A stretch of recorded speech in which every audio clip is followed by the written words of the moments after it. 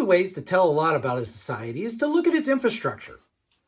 The places that people gather can tell you a lot, especially if it's in a pandemic, like us Trumpites, who had a rally. Go ask Herman Cain how that was working. So with that in mind, we're standing in front of the Kiyevskaya metro station, and next door is a train station. And I love choo-choos.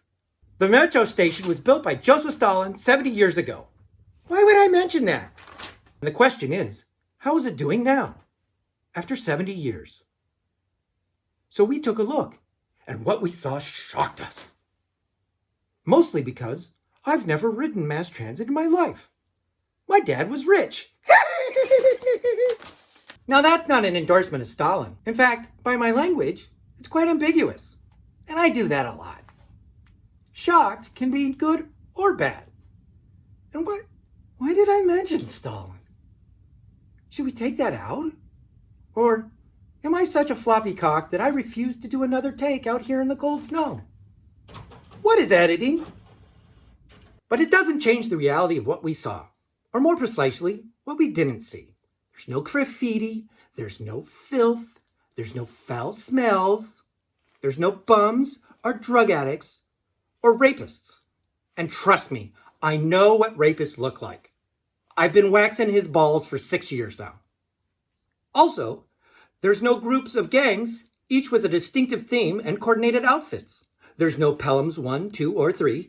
There's no French Connection. There's no mutated Ninja Turtles trained by a talking rat. There's no chuds. What I'm saying is, there's been a lot of movies shot in a New York subway. Also, another thing you won't see, it's me. It's lunchtime. I'm going to send my crew down there, and they can take a good old look at the stank subway. I'm going to hit up Karshka Toshka. I love a baked potato. Yes, as stereotypical as it seems, there's a fast food restaurant in Russia that doesn't serve burgers, it doesn't serve pizza. Surprise, it's potato. Because as my Putin interview showed, anything served in small little balls, I can't keep out of my mouth.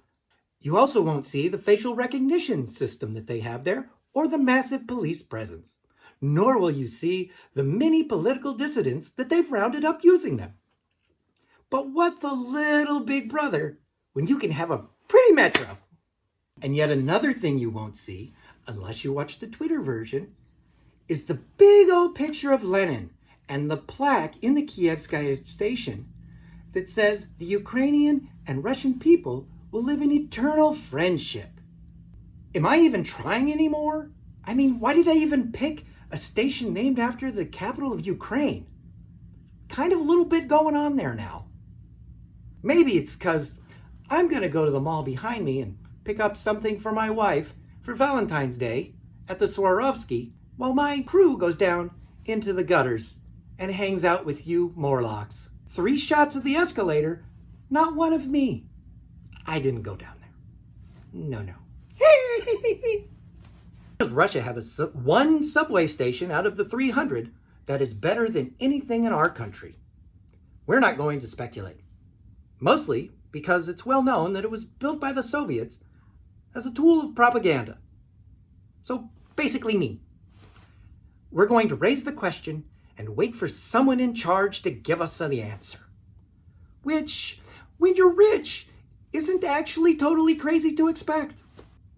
And that's the nose to the grindstone, shoe leather dedication to journalism that got me fired from all 3 major cable news networks. We'll stop the lecture and let you take a look for yourself at the Kiyevskaya metro station in Moscow, Russia, and what it looks like today, February 2024, in the middle of a war. And how did I get away with calling it a war when so many Russians have been arrested for the same thing? Easy. We put this online after we left Russia.